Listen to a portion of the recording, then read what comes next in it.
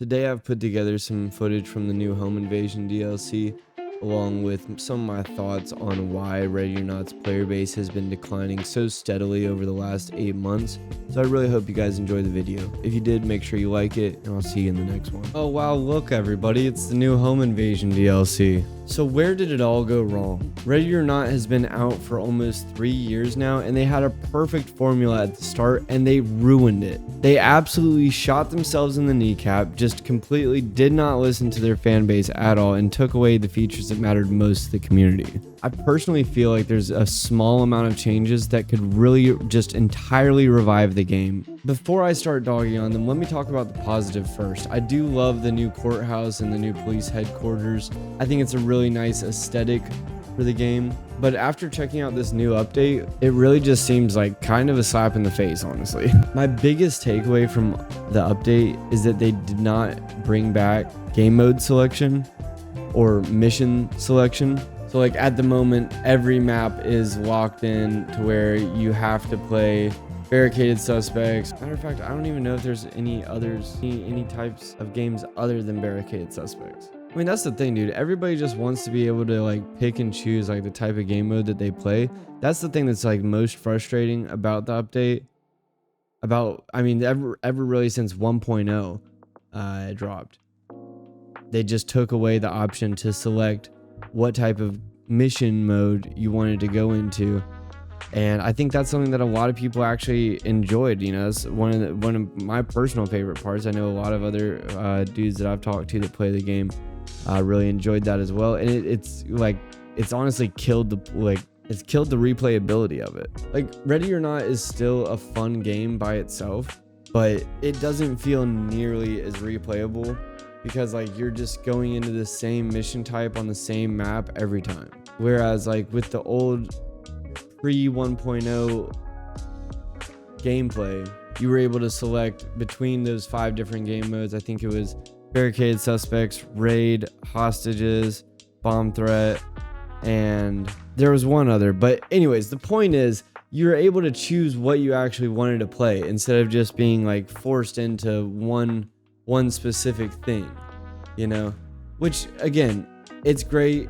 It's still a good game. Like, it's still a good standalone game. If they were charging $60 for it, then it would be outrageous, but it's worth the $40. It's still worth the $40 in my opinion.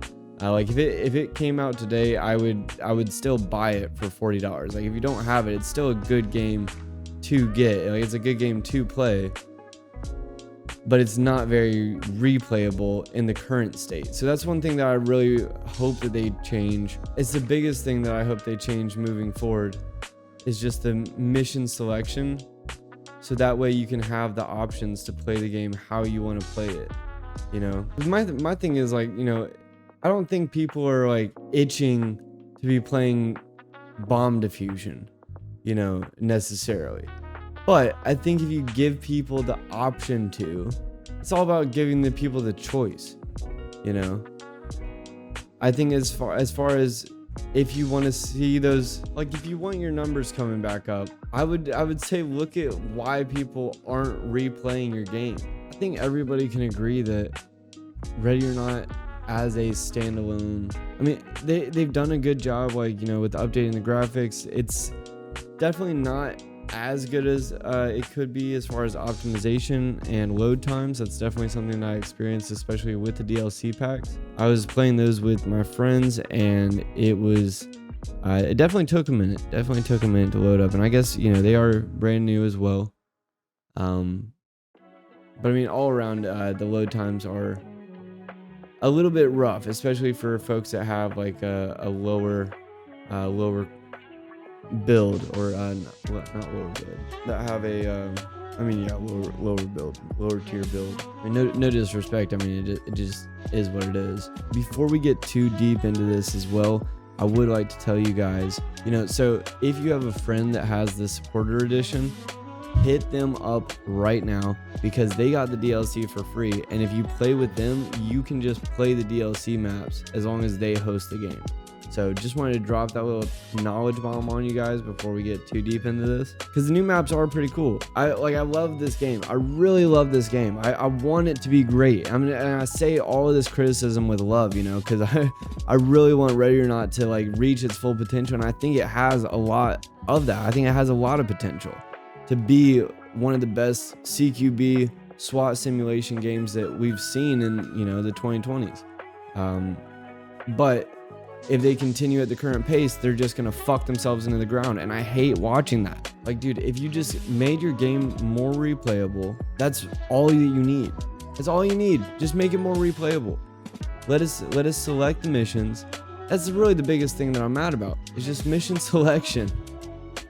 I just want to be able to pick the mission type when I go into a game. Like, I like the story mode, don't get me wrong. I love commander mode.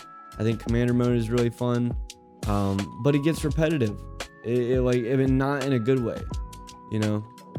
Like, you want to be able to mix it up at least a little bit. One thing I did also notice with the latest patch is that they did also update the AI, which I think was much needed. It seems, the AI seems a lot better with the latest patch, honestly. The AI seems to be more balanced as far as defensive versus aggressive, and they actually are interacting with hostages now too. Of course, one of the only bad things I have to say about the multiplayer is just the hassle of the search at the end of the map where you're trying to find that one civilian that you forgot to lock up. But other than that, it's great. I don't know. Overall, it's great. It's a well worth update. One way or another. It's not well worth it. Long overdue, most definitely. And I really do look forward to hopefully more updates from them, and hopefully they'll bring back mission selection. That's, I mean, if you can't tell, that's the biggest thing I care about. Because I think that will bring back the replayability of the game. It will make it more enjoyable for playing multiplayer with friends, or if you just want to solo, you know, and just practice, you know, different types of missions. It just gives you the option, and it would be so much better for it. So I really hope they bring that back.